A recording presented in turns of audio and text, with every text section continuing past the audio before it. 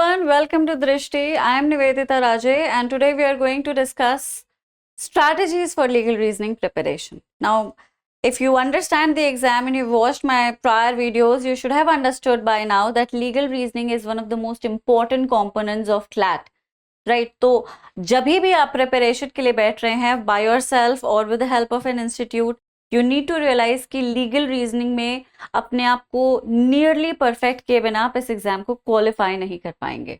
And you can only become nearly perfect in it, you can not become perfect, क्योंकि ये law से relate करता है और लॉ में कोई परफेक्ट नहीं हो सकता. लेकिन आप कुछ स्ट्रैटेजीज को इनकॉर्पोरेट करके काफी अच्छा स्कोर कर सकते हैं. 90-92-5% भी स्कोर कर सकते हैं. तो क्या तरीके हैं अपने एक्यूरेसी को 90% से अबव ले जाने के, आइए समझते हैं. Let us start. The first is, before we discuss strategy, let us categorize our students. There are two categories of students who are preparing for CLAT. एक कैटेगरी वो बच्चों की है जो अभी स्कूल में है and they would be appearing for boards next year, right? They obviously have to use a different strategy. Reason is that they're in school. उनके पास relatively उतना टाइम नहीं है जितना कि ड्रॉप आउट्स के पास है. उन्हें स्कूल भी जाना पड़ता है जो उनके दिन का मेजर पोर्शन ले लेता है, राइट? तो स्कूल के साथ स्कूल के करिकुलम को, होमवर्क्स को, असाइनमेंट को, अपनी पर्सनल लाइफ को, सब कुछ मैनेज करते हुए इस डिफिकल्ट कंपेटिटिव एग्जाम की तैयारी कैसे करनी है और उसमें लीगल रीजनिंग को किस तरह से फिट करना है कि वो अच्छे से प्रिपेयर हो जाए और बाकी भी कोई सब्जेक्ट इग्नोर ना हो, right? The first thing is daily reading and analysis. Law does not just come by you cramming it, just by the way. कुछ बच्चे रटने में बहुत तेज होते हैं. They cram everything and then they reproduce it like a parrot on their exam sheets. CLAT is not like that. I know most of you understand the pattern and you would understand what I'm trying to say here. CLAT एक ऐसा exam नहीं है जहां पे आपने रट लिया और एग्जाम में अपने रटे हुए को प्रोड्यूस कर दिया. No, it is an aptitude exam. It tests you on your aptitude skills, on your acumen. How well can you perceive? How well can you understand? How well can you analyze? ये skills हैं जो आपके पास होने चाहिए और इन्हीं skills को ये CLAT टेस्ट करता है. कैसे डेवलप करेंगे आप इसे? रीडिंग से. When you read every day, especially when you read newspapers, it is not just that you're getting to know about the world. आप सिर्फ अवेयर नहीं होते हैं लेकिन आपका होराइजन एक्सपैंड होने लगता है. Newspaper is not just about reporting, it is also about discussions, opinions, what people has to say and you know a lot of things. So when you read all that, आपका दिमाग भी अपने आप सोचने लगता है. जब आप दूसरे का ओपिनियन पढ़ते हैं तो आपका ऑटोमेटिकली अपना भी एक ओपिनियन फॉर्म होने लगता है. लीगल रीजनिंग के प्रिपरेशन के दौरान ये एक फैक्टर आपकी प्रिपरेशन को काफी ज्यादा हेल्प करता है. If you are able to think legally, if you are able to analyze legal facts and principles, there's a very high probability that your accuracy in the exam would increase. तो इसलिए सबसे पहले रोज पढ़ें और analyse करें. कैसे कर सकते हैं? न्यूज़पेपर पढ़िए. एनी एडिटोरियल और article that interests you or that catches your attention is something that you definitely should read. I'm not asking you to completely dissolve the newspaper in water and drink it. IAS के लिए करना पड़ता है ऐसा, but इस exam के लिए जरूरी नहीं है. You only need to read the aspects or read parts which are important to your preparation, and the entire newspaper, trust me, is not. It frankly is pretty boring. You lose interest very soon. So stick to something which would keep you in it for a long time, if you know what I mean. ठीक है, तो अपने आप को interested बनाए रखने के लिए न्यूज़पेपर के उन हिस्सों को पढ़े जो आपको इंटरेस्टिंग लग रहे हैं ताकि आपको बोरियत ना आए. और जब आप उन्हें पढ़ें तो साथ में नोट्स बनाए. When you read it, your mind is definitely perceiving it in a certain manner. Now whatever it is that you have perceived should be written on your notebook in your own words. In that way you have produced that particular piece of article in your own words, thus also expressing your own views about it. यही आपके aptitude को develop कर देगा. बड़ी आसानी से आपको पता भी नहीं चलेगा और आपका एक एक्यूमेन, जो लीगल एक्यूमेन है, वो डेवलप होने लगेगा. रूटीन प्रैक्टिस, सिर्फ पढ़ना ही काफी नहीं है, सिर्फ न्यूज़पेपर पढ़ के क्लासेस अटेंड करके no. When you are taking an exam you need to practice for that exam.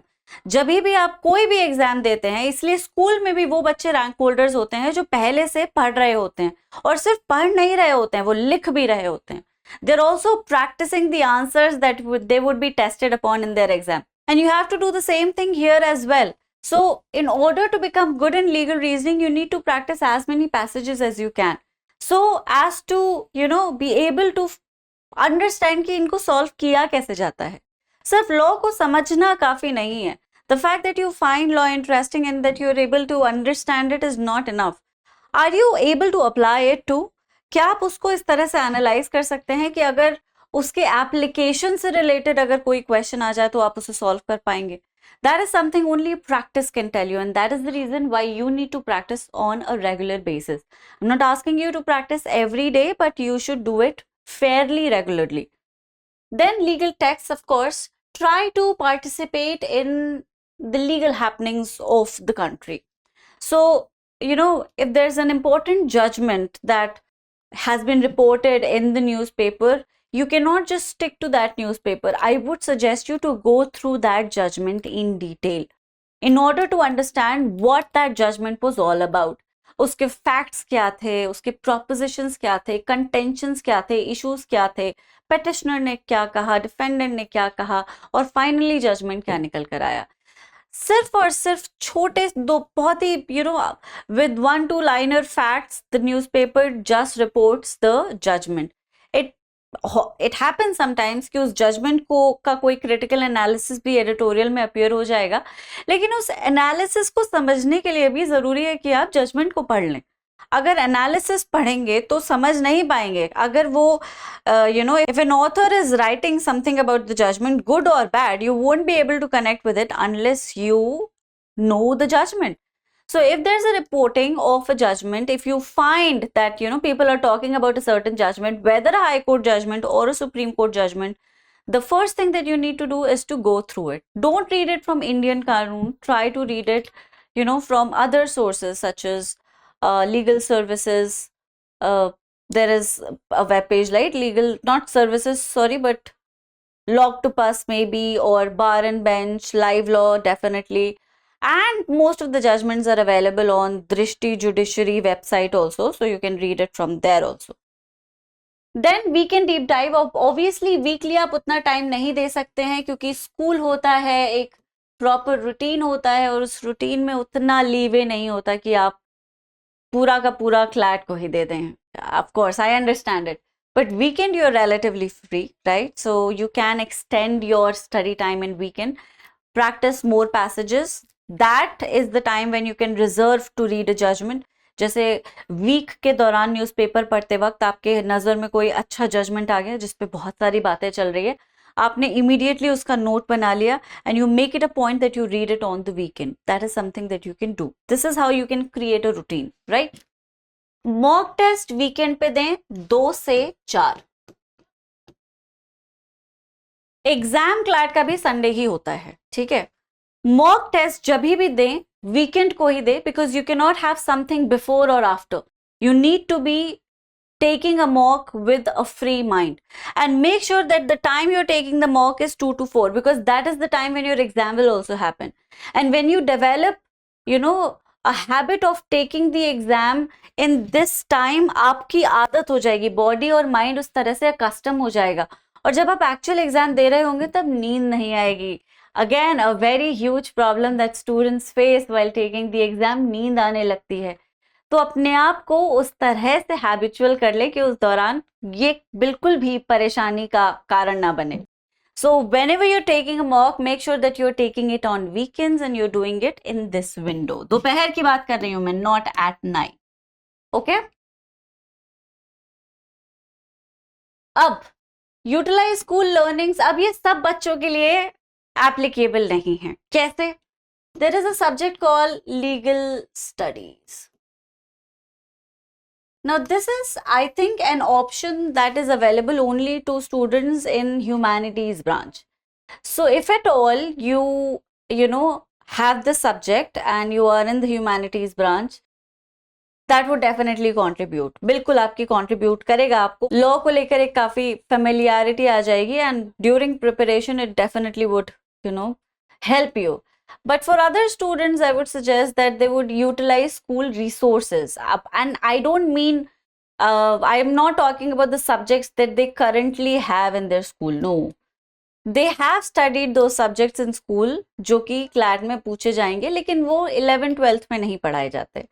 9th-10th के mathematics, make sure that you have the books and you are practicing those questions, because वही questions आएंगे आपके exam में.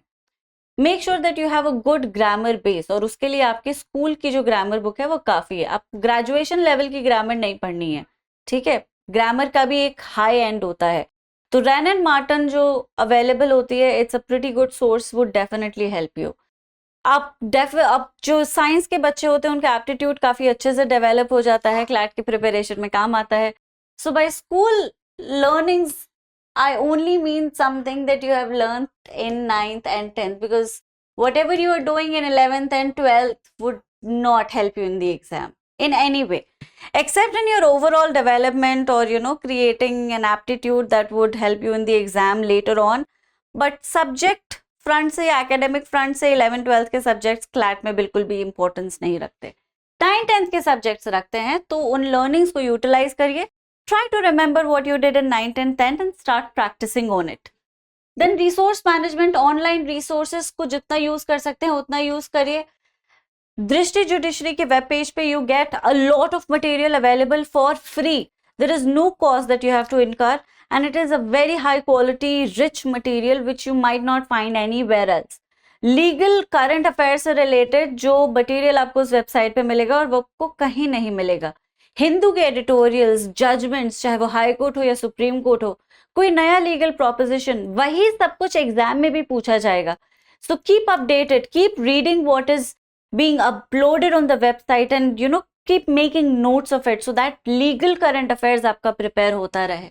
The final is progress tracking. Now, if you are in class and you have worked really, really hard, and at the end the teacher refuses to evaluate your performance and you do not get a rank, would that hard work bear any result?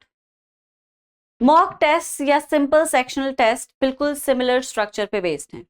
If you take them and you keep on taking them without really analyzing your performances, there's really no point. You're wasting a test, you're wasting a mock. Don't do that.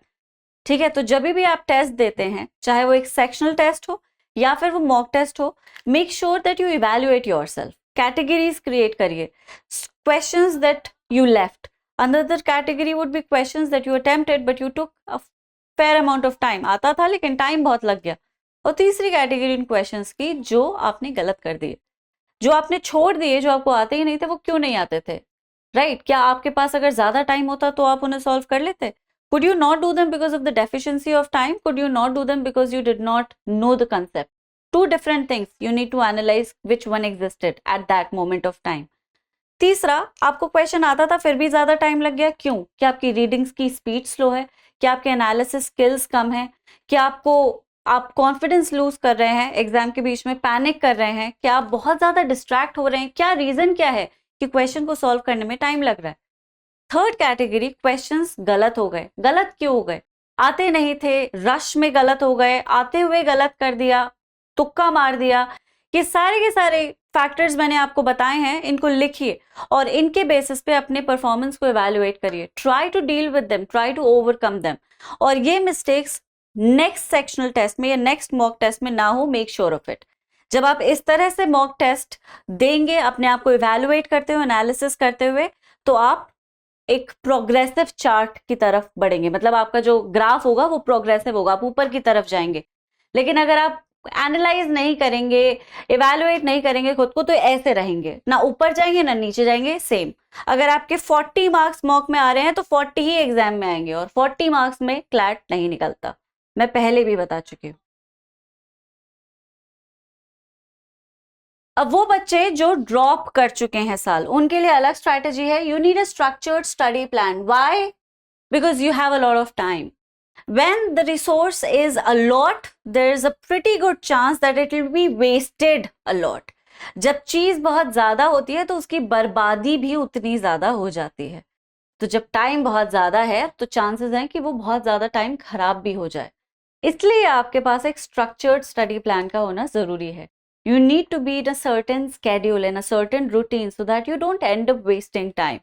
शायद जो कमी आपने last year की, उस कमी को ध्यान में रखते हुए आपको इस साल प्रिपरेशन करनी है. You can not afford to make the same mistakes again. So make sure that you have a routine. You do not make a very very ambitious unachievable routine for yourself. Create something which you can do. Make possible goals, achievable goals.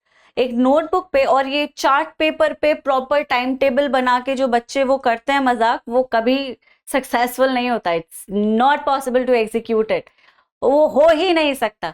इसलिए do something which you can do. सुबह उठ के notebook पे अपने goals को लिख लो. आज मुझे इंग्लिश में इतना करना है, लीगल में इतना, मैथ्स में इतना और जीके में इतना. Since you have dropped, you have a lot of time, आप 5 सब्जेक्ट्स को रोज कर सकते हैं, जो आपको करना भी चाहिए. ठीक है, आइडियली आपको पूरे 5 सब्जेक्ट्स टच करने चाहिए.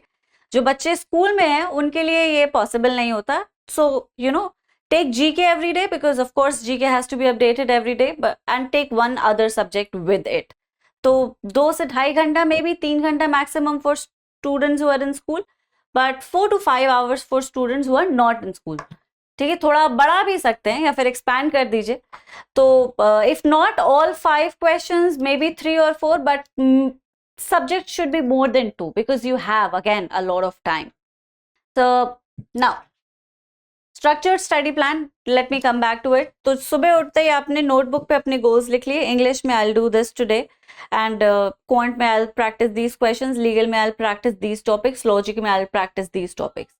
ठीक है, ये क्लास तब मेरी इस टाइम पे होगी, क्लास के पहले मैं ये कर लूंगा, क्लास के बाद में इतना कर लूंगा. और जैसे जैसे आप गोल्स पूरे करते जाए उनको चेक करते जाइए. At the end of the day when you are able to fulfill all the goals, it will give you a lot of confidence. आपको उन गोल्स को कंटिन्यूसली फुलफिल करते रहने का एनकरेजमेंट मिलेगा, ड्राइव मिलेगा, and it will facilitate your preparation to a level कि आप बहुत आगे चले जाएंगे, मॉक्स में परफॉर्म अच्छा करने लगेंगे, खुद को लेकर कॉन्फिडेंट हो जाएंगे. और ये जितने भी नेगेटिव थॉट्स आते हैं, जो स्पेशली उन बच्चों को आने लगते हैं जिन्होंने साल ड्रॉप किया होता है कि अरे अब नहीं हुआ, तो वो भी नहीं आएंगे. Right, so adopt this method. Theme days, किसी दिन आप पर्टिकुलर थीम के बेसिस पे चल सकते हैं. फॉर एग्जाम्पल आज सिर्फ जीके और लीगल में सुप्रीम कोर्ट के जजमेंट्स पढ़ूंगा, या फिर आज सिर्फ मैं लॉजिकल के बेसिस पे क्वेश्चंस करूंगा. सो you can practice critical reasoning in legal और इन लॉजिकल में भी क्रिटिकल रीजनिंग का पार्ट होता है. क्रिटिकल रीजनिंग में मैथमेटिक्स के भी क्वेश्चंस होते हैं जो एलेट में पूछे जा सकते हैं.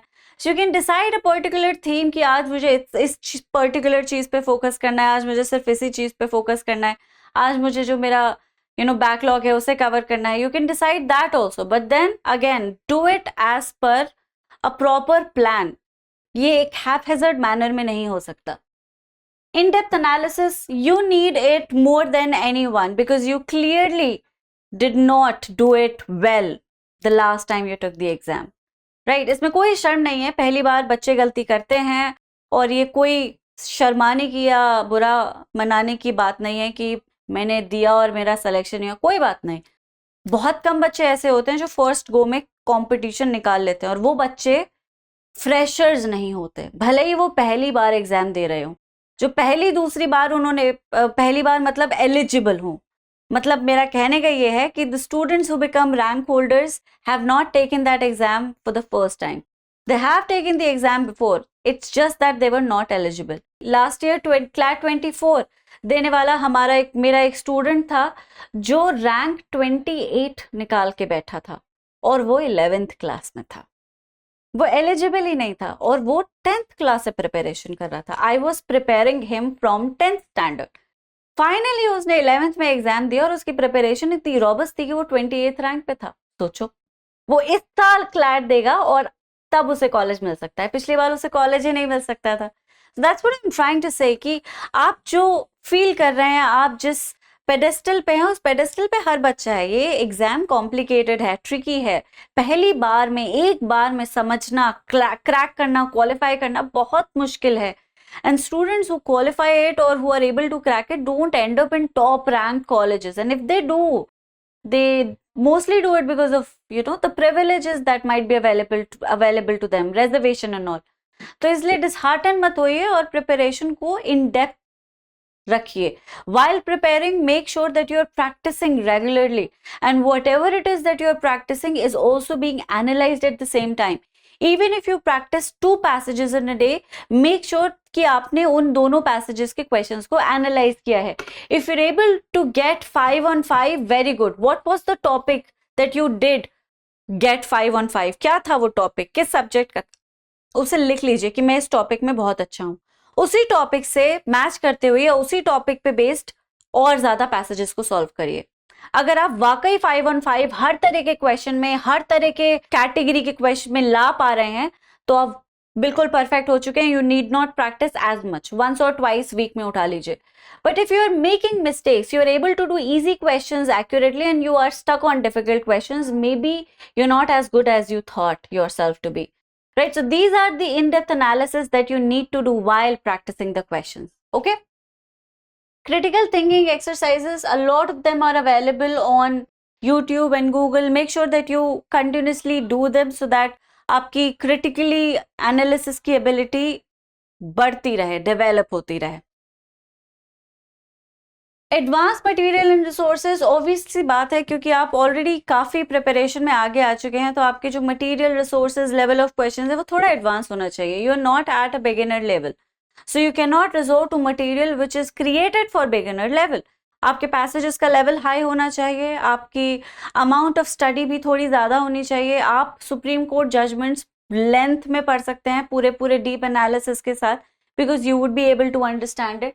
Another factor is regular mock testing. Now, mind you, since you're already quite further along in your preparation, mock should be your number 1 priority, which means that you need to take them more than a regular school student. And you cannot just take a mock and then, get over with it. No, you need to evaluate yourself on the basis of that mock, and you need to take that mock in a simulated environment, which means that you should take the mock within the window of 2 to 4 p.m. दोपहर में, and you are doing it within a strict time frame. 4 का मतलब 4, it shouldn't even be 4:05. Make sure somebody snatches your test sheet as soon as the clock strikes 4. ठीक है, जब आप अपने आप को इस हैबिट में ले आएंगे तो एक टाइम लिमिट में मॉक को पूरा करने की आदत हो जाएगी, right? And it will help you a lot when you are actually taking the exam. Then feedback and mentorship. Try to get feedback on your preparation. आप क्या बेहतर कर सकते हैं, and try to be under a certain mentor. This is an aptitude exam. ये exam knowledge का नहीं है, ये एप्टीट्यूड का है. आपके एप्टीट्यूड को आपकी नॉलेज डेफिनेटली फैसिलिटेट कर सकती है, लेकिन सिर्फ नॉलेज के बेसिस पे एप्टीट्यूड नहीं बनता. You need somebody to train you. ठीक है, कुछ बच्चे बहुत अच्छे होते हैं, उनका एप्टीट्यूड बहुत अच्छा होता है, लेकिन उसे बेटर करने के लिए, उसे इतना बेटर करने के लिए कि वो एक्चुअल एग्जाम में भी रिजल्ट बियर करे, उसके लिए आपको ट्रेनिंग की ज़रूरत है. और इसलिए make sure that you have good mentors around you. So this is it for today, guys. I hope I was able to help you, give you a good strategy. Make sure that you apply this strategy अपने preparation में, so that you can be more accurate while solving the passages and you can qualify the exam. Thank you so much, guys. फिर मिलेंगे बहुत जल्द. सब अपना please ख्याल रखें. Take care.